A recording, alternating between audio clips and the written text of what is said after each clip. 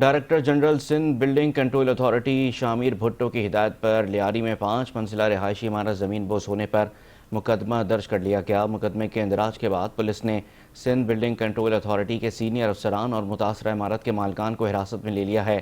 گزشتہ روز واقعے کا مقدمہ درج کر لیا گیا، جس میں سندھ بلڈنگ کنٹرول اتھارٹی کے سینئر افسران اور عمارت کے مالکان کو نامزد کیا گیا، جبکہ پولیس نے ایف آئی آر کو سیل کر دیا۔ چینل 5 نیوز نے افسران کے خلاف درج ہونے والے مقدمے کی کاپی حاصل کر لی۔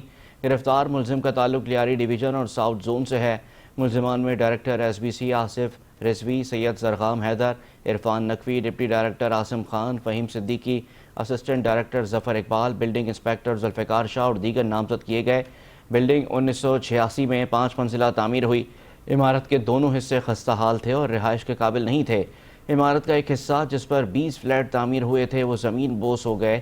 واقعے میں مکان مالک اور ایس بی سی افسران کی مجرمانہ غفلت سامنے آئی ہے۔ واقعے میں 27 افراد جاں بحق اور 4 زخمی ہوئے۔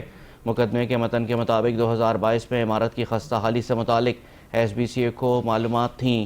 ملزمان اپنے سرکاری ڈیوٹی اور اختیار بجاوری میں ناکام رہے۔